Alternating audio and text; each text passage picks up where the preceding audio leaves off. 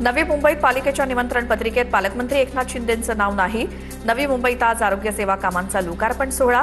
निमंत्रण पत्रिकेत गणेश नाईक, नरेश म्हस्के आणि श्रीकांत शिंदेंच्या नावांचा समावेश।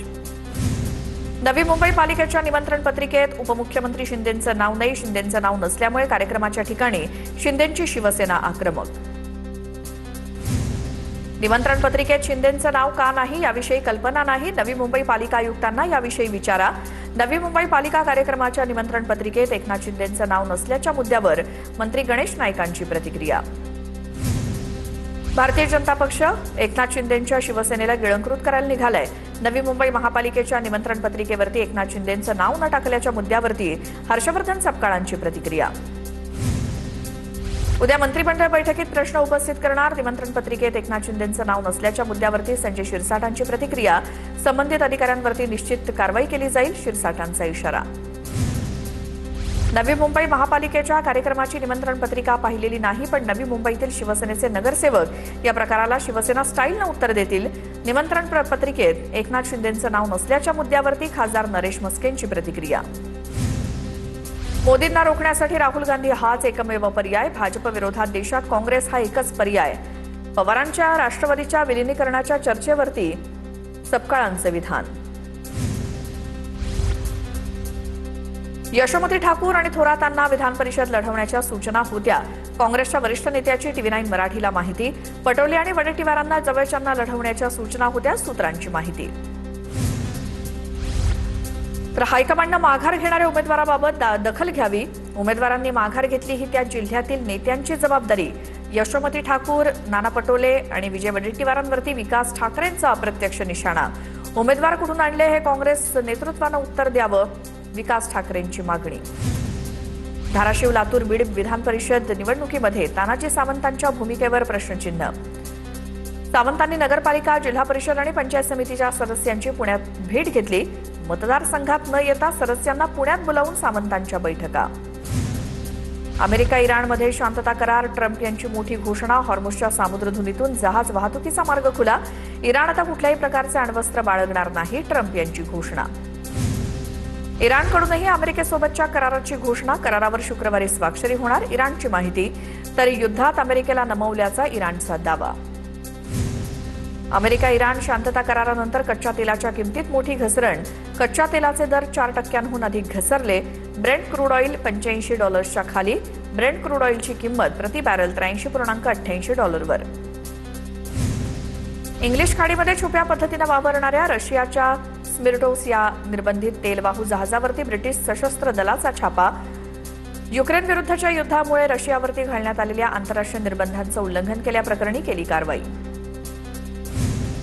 भारत फ्रान्समधील राफेल फायटर जेट कार्यक्रमाच्या चर्चेत मोठी प्रगती। मेक इन इंडिया अंतर्गत स्थानिक उत्पादन आणि सुट्या भागांवर भारताचा भर। मोदी मॅक्रॉन यांच्या बैठकीमध्ये संरक्षणासोबतच अणुऊर्जा, अंतराळ आणि व्यापार क्षेत्रांवर चर्चा। पाकव्याप्त काश्मीरमधील पाकिस्तानी लष्कराच्या अत्याचाराविरोधात लंडनमध्ये हजारो काश्मीरींची घोषणाबाजी। काश्मीरी नागरिकांनी एकत्रित येत भव्य निषेध मोर्चा काढला। पाकिस्तानसोबत चर्चेचे पर्याय खुले ठेवायला हवेत, पूर्णपणे बंद करू नयेत। सरसंघचालक मोहन भागवतांकडनं सरकार्यवाहक दत्तात्रय होसबळे यांच्या वक्तव्याचं समर्थन। पाकिस्तानविषयी संघाचे केंद्र सरकारपेक्षा वेगळं धोरण नाही, मोहन भागवत यांचं विधान। नितेश राणे नेहमीच विरोधकांना पाकिस्तानी म्हणत असतात, आता नितेश राणे मोहन भागवतांना पाकिस्तानी म्हणणार का? मोहन भागवतांच्या विधानावरती संजय राऊतांची टीका। श्रीनगरच्या स्तंभावर तिरंगा नसण्याचं कारण नेहरू होते, भाजपचे राज्यसभेचे खासदार अनिल बोंडेंचं वक्तव्य। पंतप्रधान मोदींमुळे श्रीनगरच्या स्तंभावर तिरंगा आहे, तसंच 370 कलम हटवण्याचं श्रेय देखील मोदींना, अनिल बोंडेंचं विधान। उचलली जीभ लावली टाळ्याला अशी प्रवृत्ती मोठ्या प्रमाणात वाढतीये। मोदींमुळे पृथ्वी गोल फिरते असं देखील म्हणणारे काही जण आहेत। हर्षवर्धन सपकाळांनी अनिल बोंडेंच्या वक्तव्याचा समाचार घेतला। नागपुरातील भाजपचे काही नगरसेवक मुंबईकडे रवाना। भाजपच्या प्रशिक्षण कार्यक्रमासाठी नगरसेवक मुंबईकडे रवाना। विधान परिषद निवडणुकीच्या पार्श्वभूमीवर बहुतांश नगरसेवक आधीच सहलीला गोव्याला गेलेत, पण जे भाजप नगरसेवक गोव्याला जाऊ शकले नाहीत ते आज मुंबईकडे रवाना। सोलापूर विधान परिषदेचे भाजप उमेदवार राजेंद्र राऊतांकडनं सोलापूरकरांना आश्वासन।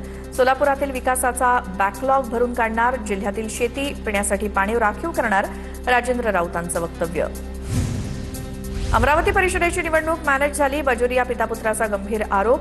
विप्लव बाजोरिया यांचा अपक्ष उमेदवारी अर्ज रद्द करण्यात आलेला होता. त्यानंतर त्यांनी निर्णयाविरोधात कोर्टात धाव घेतली होती. 17 तारखेच्या सुनावणीत सर्व पुरावे सादर करणार बाजोरिया यांची प्रतिक्रिया.